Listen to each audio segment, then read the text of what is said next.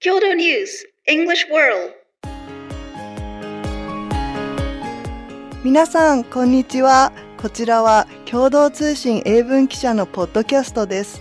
英文記者は国内外で起きている出来事について取材してオリジナルの英文記事を発信したり、日本語のニュースを英語に翻訳したりしています。共同通信の英語の記事をテーマに、いろんな国から集まる仲間たちと英語と日本語を交えていろいろディスカッションしていけたらと思っています。今日は3人の記者でお届けします。私は堀内純子と申します。共同通信には2009年に入社しました。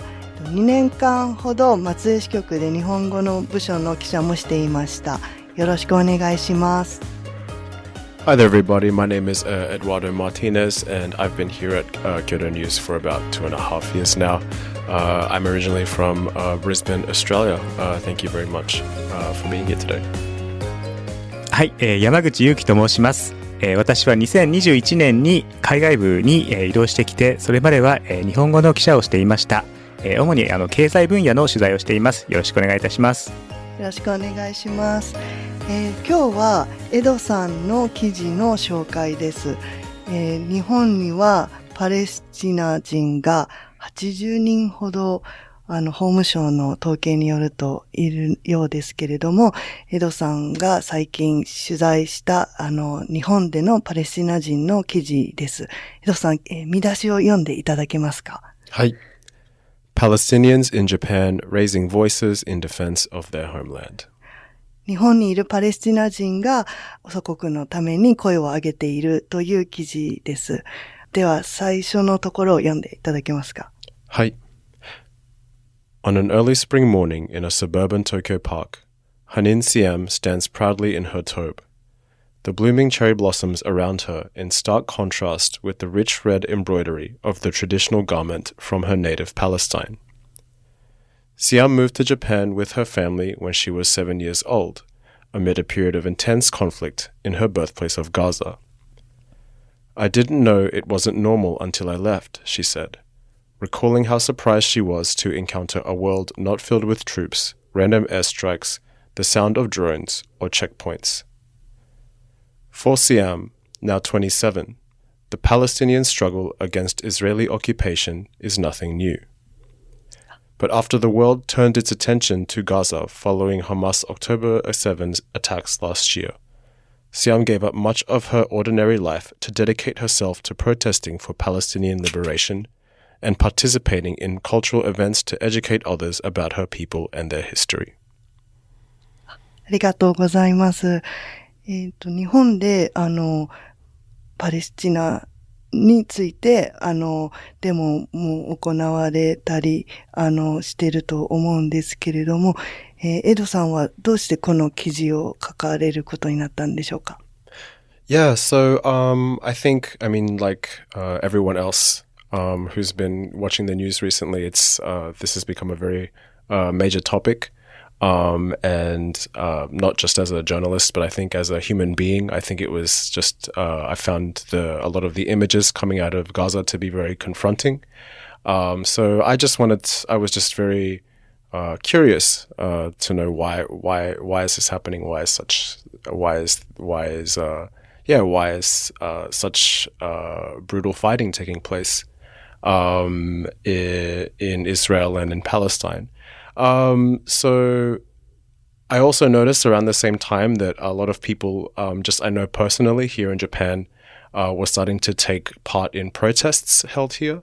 And I know that there have been protests happening all over the world in support of Palestine.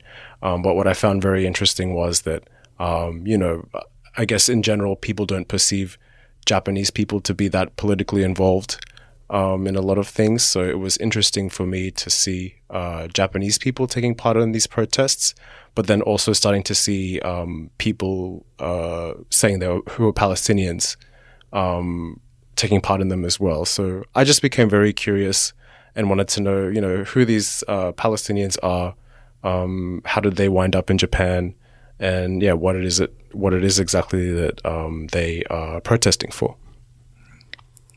この記事を見て、こんなにそのパレスチナの出身といいますか、そのパレスチナに、ルーツを持つ方がその日本にいらっしゃるんだなと思う、すごい意外に思ったんですけれども、この方々はなんかそれぞれどういうようなその経緯で日本にいらっしゃっていることが多いんでしょうかね。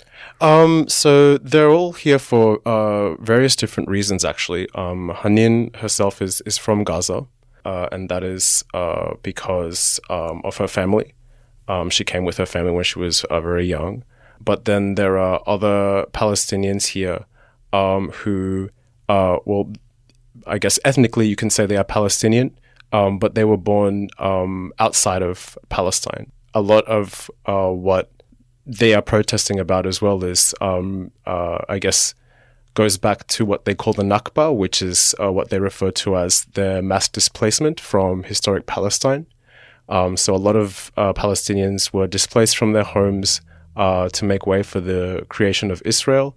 Some of them moved to refugee camps in what is now presently Gaza and the West Bank, the two Palestinian territories, as well as refugee camps in other countries in the region, so Jordan, Lebanon, etc. So some of these people, like for example Hanin, she was born in Gaza, but the other two Palestinians mentioned in the article, Wiam, she was born in Jordan, and her grandparents came from Palestine. And Tatiana, she said her father was born in Kuwait, but he comes from Palestinian origins as well. So through these protests, apparently some of them didn't even know that there were many other Palestinians around them, but they've discovered each other because of this and realized that, they're all Palestinian as well. 面白いですね。面白いですね。 Yes. 結構日本人も参加してたということですけど、他にもなんか意外だなとか、興味深かったところとかありました？ Yeah, I guess what I find very interesting about this movement is, yes, it's relatively small compared to, the really massive protests you see in other parts of the world, in the Western world in particular, or in the Muslim world. But I think they're very sustained. Like it's not like they just have one event and then that's it, and they don't do anything for a few months. They are extremely active, holding different kinds of events throughout the week. Even you just have regular protests on the street, or they do cultural activities like sort of showcasing Palestinian history and Palestinian art. As we know, there have been a lot of student protests around the world as well at different university campuses. And there have been protests now starting here at Japanese universities as well, like Tokyo University and Waseda University. And so I guess I've concentrated on these four people in this article, but it's a collective of people, basically, of Palestinians and non-Palestinians, a lot of Japanese as well, who are kind of coordinating doing what they can to support the Palestinian cause. 結構広がりがあって、かつ継続的にもやってるということですね。Yeah, yes, that's right. 中東地域っていうと、結構普段日本で生活している人たちにとっては結構ともすると遠い国の出来事みたいに捉えられがちだと思うんですけれども、こういった抗議をしている人たちっていうのは、そういう日本の人たちに対してなんかどういうふうに変わってほしいであるとか、どういうふうにところを期待してこういった抗議活動をされていらっしゃるんでしょうかね。That's a good question, Yamaguchi-san. I think that yes, they understand that.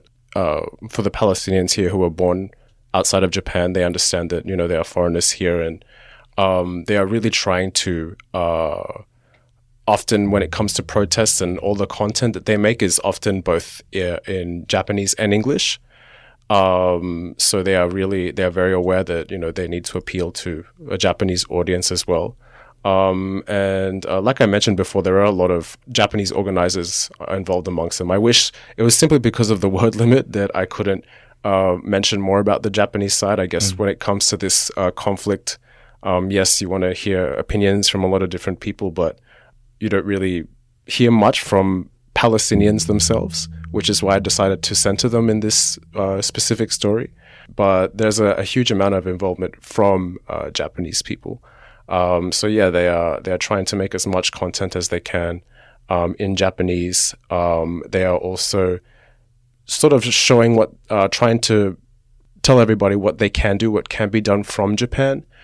So they are just trying to, I don't know whether expose is the right word for it, but show the links that a lot of Japanese companies have to Israel, especially the ones that have to do with defense and weapons manufacturers, because these are, the places that are developing the weapons that are being used in Gaza right now. So they are really focusing their energy on trying to boycott or encourage these countries to divest or cut their ties with these kinds of Israeli firms because, they don't want Japanese firms to be involved in weapons manufacturing when it comes to this assault on Gaza right now.